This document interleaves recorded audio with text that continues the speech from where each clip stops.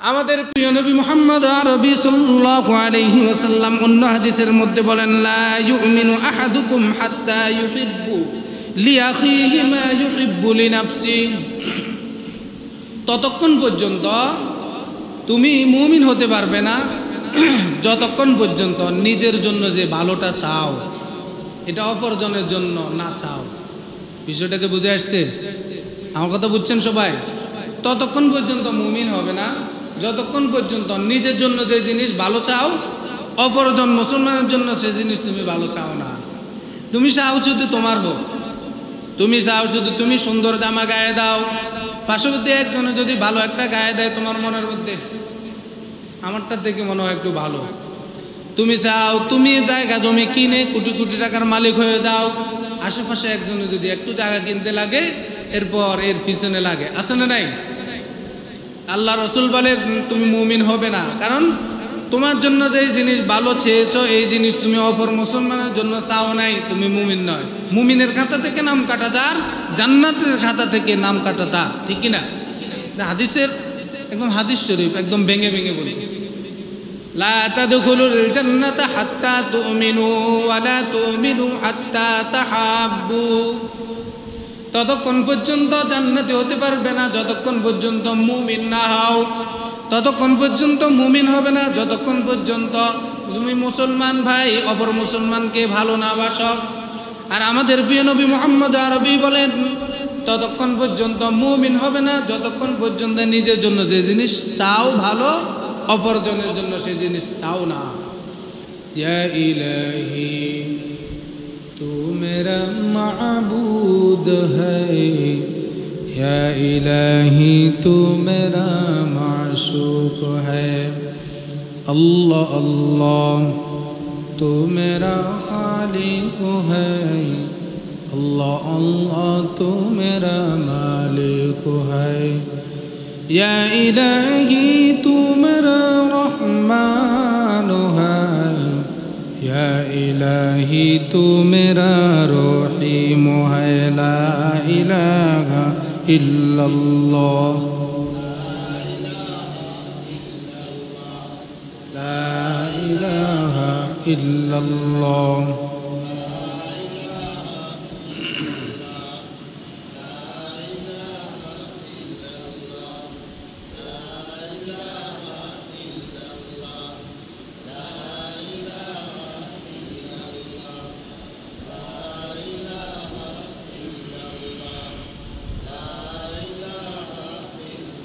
লা ইলাহা ইল্লাল্লাহ মুহাম্মাদুর রাসূলুল্লাহ সাল্লাল্লাহু আলাইহি ওয়াসাল্লাম।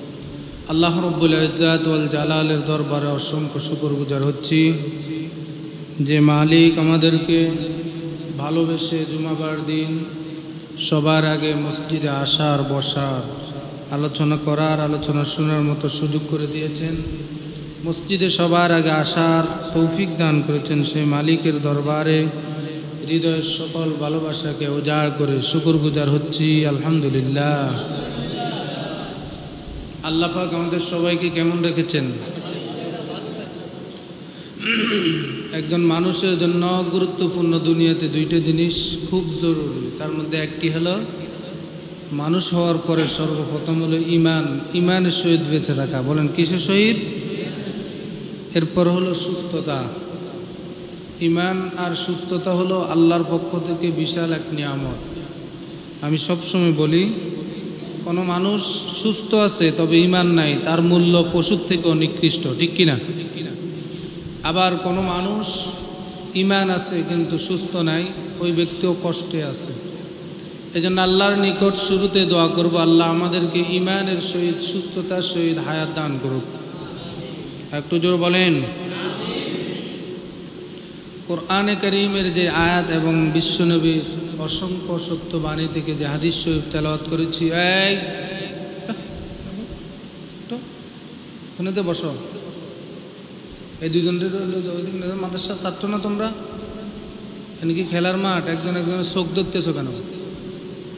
ওরা উঠে দাও, ওখান থেকে ওটাও, হাসতেছে। তোমার নাম কি? আতিক, আদনান, ওটা ওখানে দাও। ওরা ভদ্রভাবে বসে আছে, দেখো না? মসজিদে আসে বুঝে একজন একজনের চোখ ধরে। এখন ভদ্রভাবে কথা শোনো, কি বলি, মাদ্রাসাত পড়ে আদব আখলাক শিখতে হবে। ভদ্রতা নম্রতা যদি মাদ্রাসার ছাত্রর কাছে না থাকে তো আর কার কাছে থাকবে? কি বলেন? একটা মানুষের সবচেয়ে বড় গুণ হলো ভদ্রতা, নম্রতা, শিষ্টাচার, মা বাবার সাথে সুন্দর আচরণ করা। টাইটেল, ডিগ্রি, মুফতি পাস, হাফেজ, মাওলানা, মুহাদ্দিস, মুফাসসির এগুলো ধুয়ে কেউ পানি খাবে না। অনেক মুফতি সাহেবের ব্যবহার আচার খারাপ, এরকম আছে না? নাই আছে। মুফতি সাহেব কিন্তু ব্যবহার মনে হয় রিক্সাওয়ালা থেকেও খারাপ, এরকম আছে। মুহাদ্দিস সাহেব ব্যবহার খারাপ। ব্যবহার যার খারাপ হবে তার দিন দিন অবনতি ঘটবে, এবং কি তার এই ব্যবহারের কারণে একসময় পশুর থেকেও ওই ব্যক্তির আচরণ খারাপ হয়ে যাবে, ঠিক কিনা? এই জন্য ব্যবহার, আচার, নম্রতা, ভদ্রতা ওটা গুরুত্বপূর্ণ। টাইটেল পাস মাওলানা, ব্যবহার খারাপ, এটার কোনো দাম নেই। এই জন্য আগে ব্যবহার আচার ঠিক করতে হবে, আগে শিষ্টাচার, নম্রতা, ভদ্রতা এটা থাকতে হবে। অনেক রিক্সার ড্রাইভার নম্র ভদ্র, এই জন্য সবাই ওরে ডাকে, আছে না?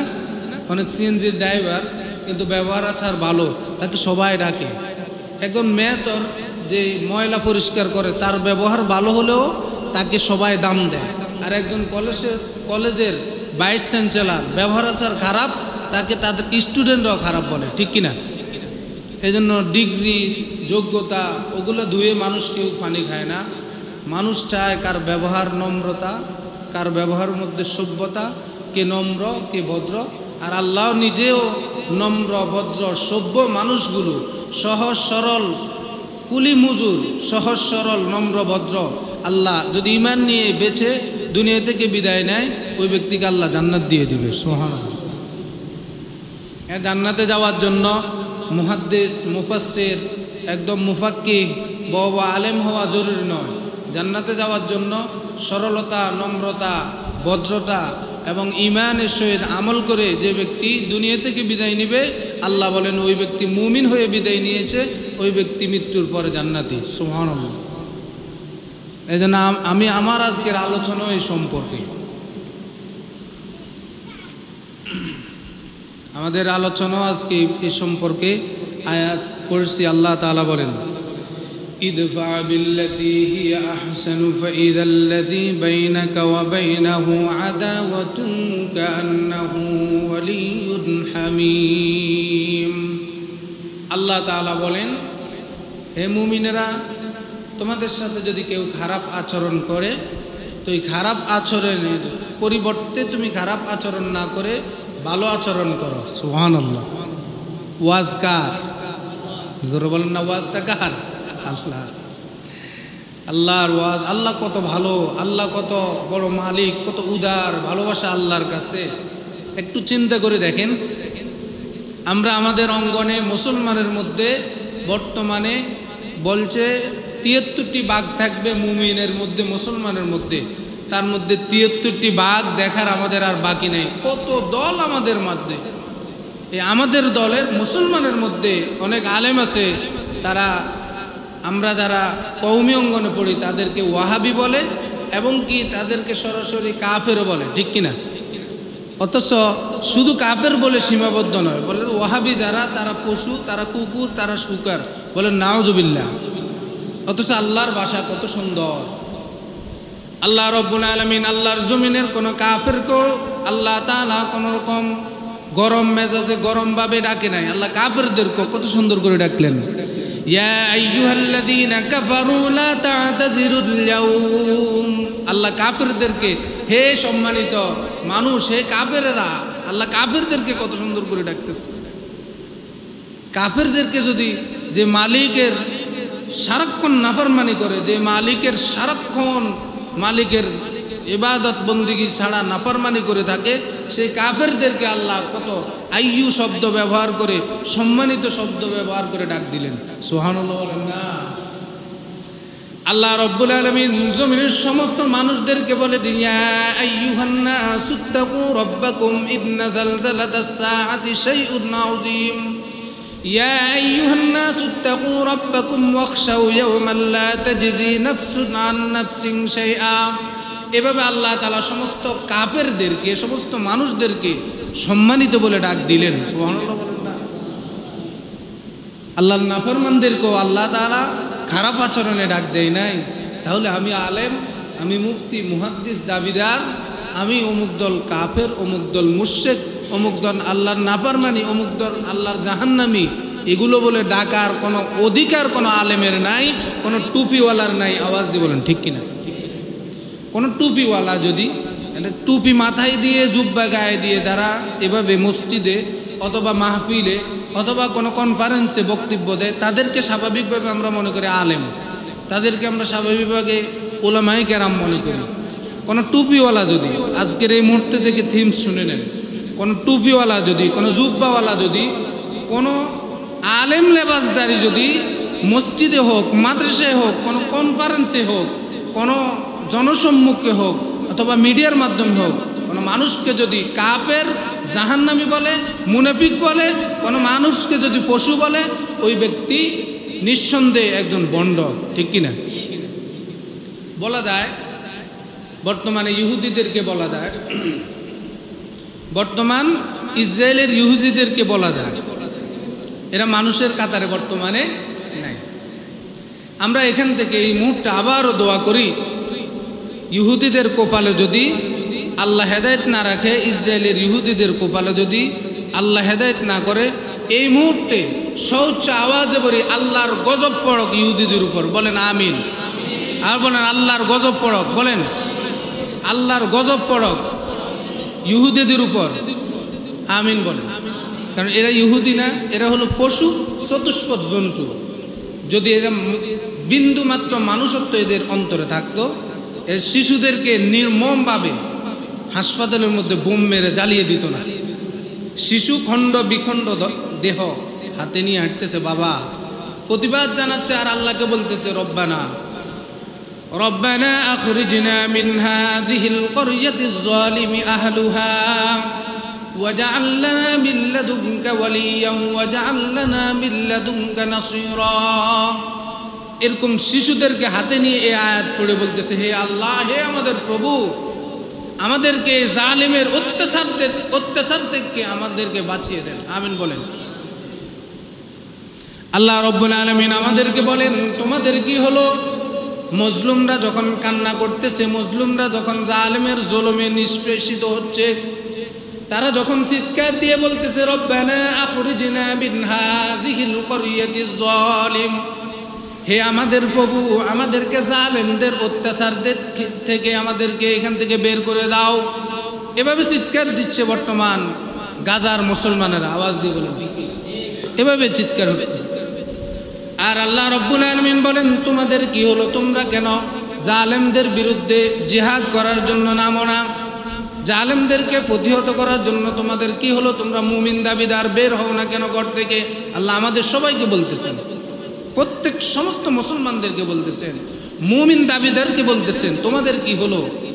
যে সময় ইসরায়েল ফিলিস্তিনের মুসলমান নিরপরাধীদেরকে বোম মেরে জ্বালিয়ে দিচ্ছে, আর তারা চিৎকার দিয়ে বলতেছে রব্বানা আখরিজনা মিন হাযিহিল ক্বরয়াতিজ যালিমি আহলুহা ওয়াজআল লানা মিন লাদুনকা ওয়ালিয়্যান ওয়াজআল লানা মিন লাদুনকা নাসীরা।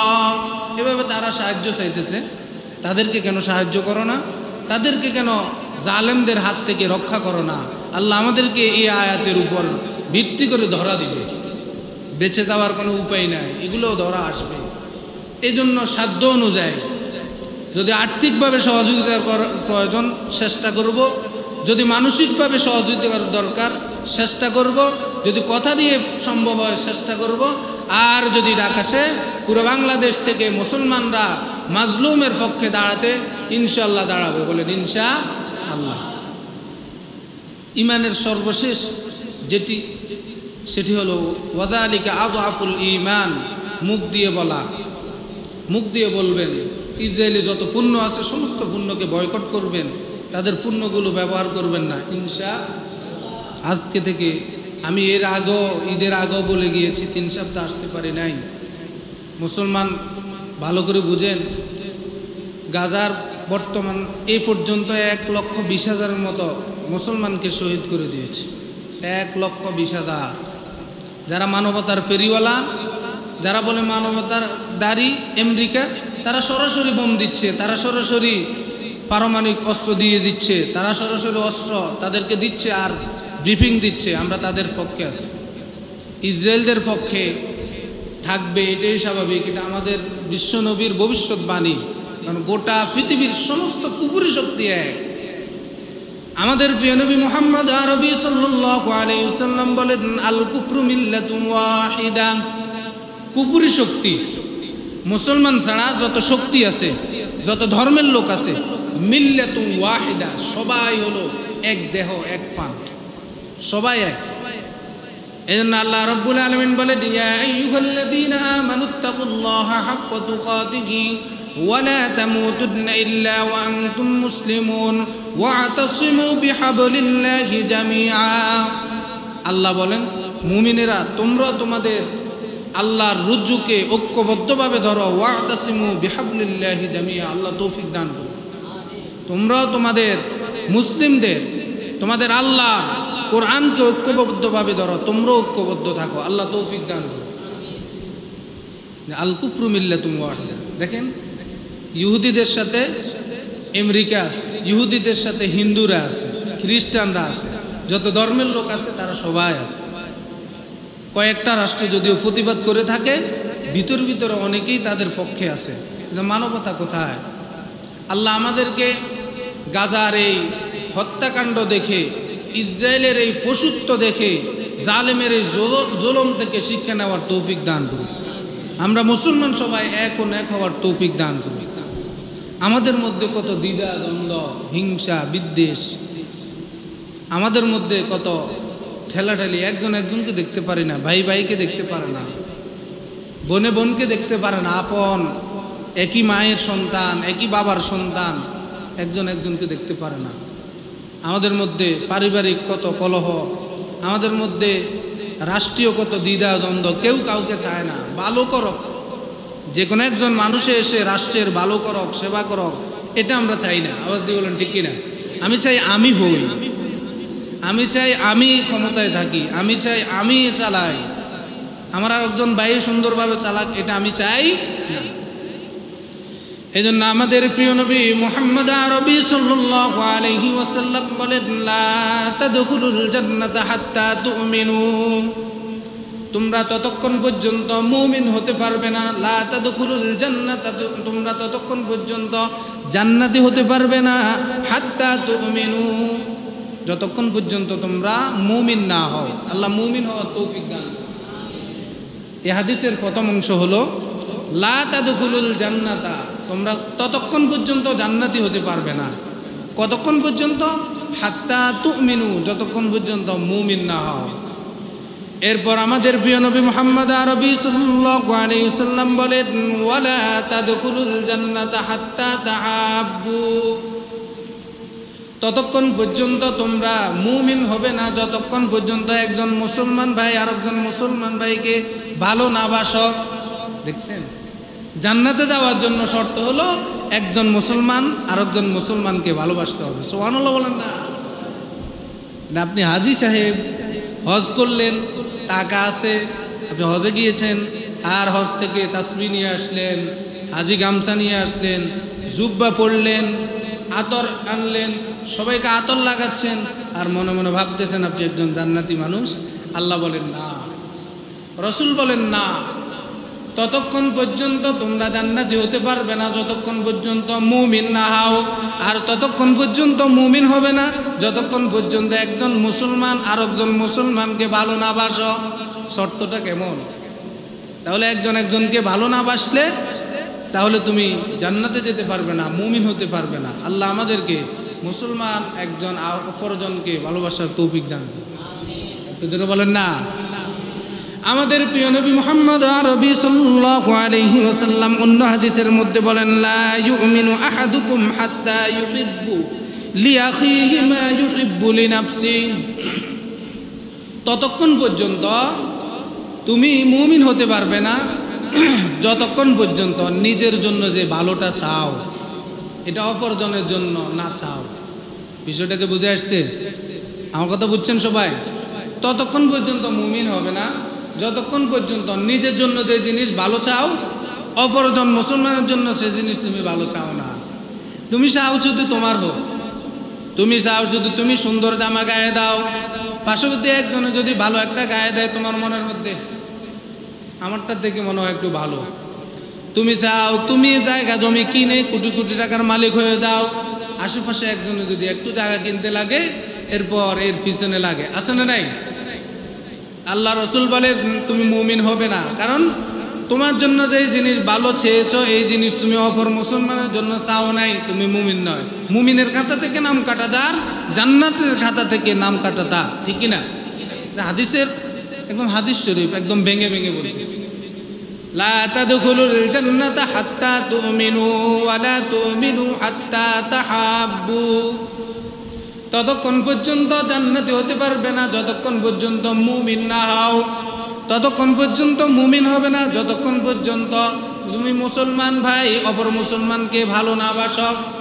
আর আমাদের প্রিয় নবী মুহাম্মদ আরবি বলেন ততক্ষণ পর্যন্ত মুমিন হবে না যতক্ষণ পর্যন্ত নিজের জন্য যে জিনিস চাও ভালো, অপরজনের জন্য সেই জিনিস চাও না, ততক্ষণ পর্যন্ত মুমিন হবে না।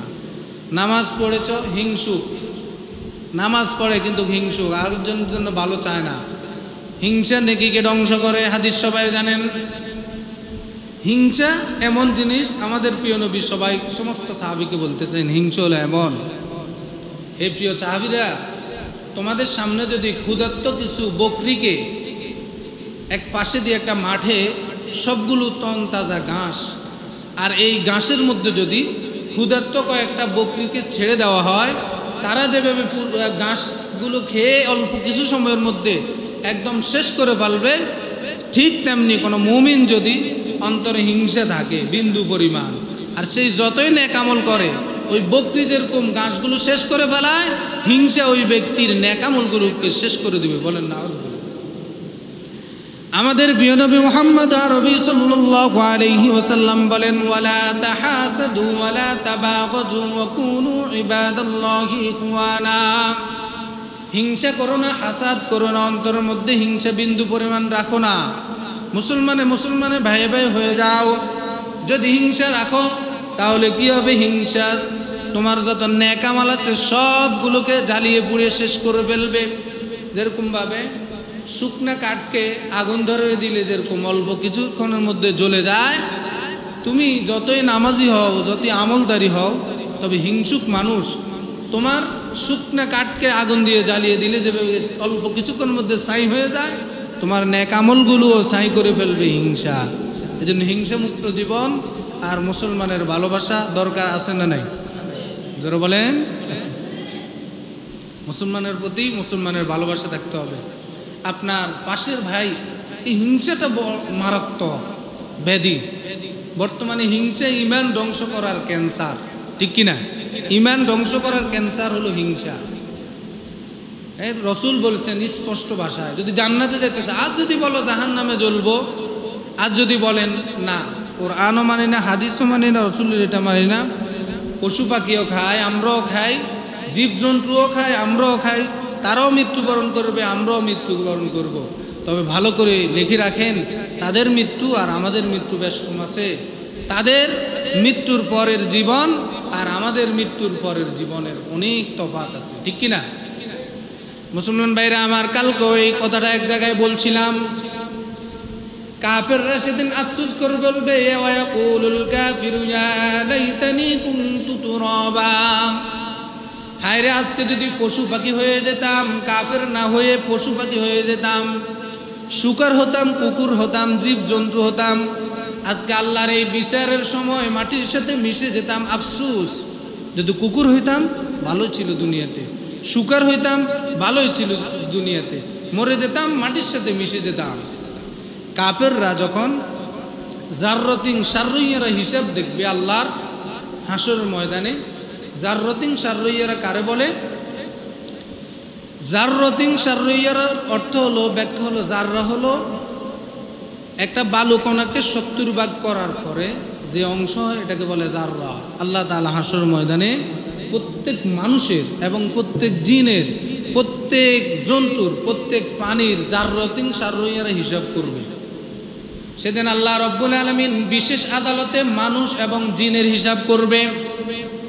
আর পশু পাখিরাও সেদিন উঠবে, আল্লাহকে বলবে রব্বুল আলামিন আমি গরু, আমি জমিনে দুর্বল ছিলাম, আমার পার্শ্ববর্তী এলাকার একটা গরু আমাকে জোরে শিং দিয়ে পেটবে গুঁতে দিয়েছে, আমি দুনিয়াতে নির্যাতিত হয়েছি, আজকে আমার বিচার করেন।